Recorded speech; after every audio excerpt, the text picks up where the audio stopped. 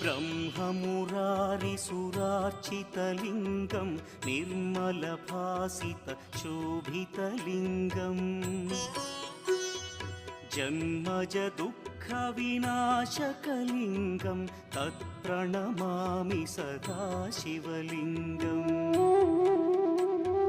देवमुनिप्रवरार्चितलिङ्गं कामदहन करुणाकरलिङ्गम्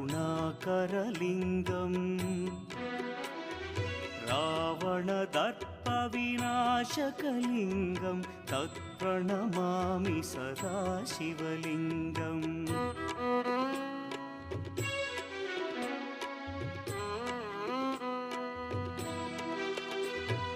सर्वसुगन्धसुलेपितलिङ्गं बुद्धिविवर्धनकारणलिङ्गं सिद्धसुरासुरवन्दितलिङ्गम्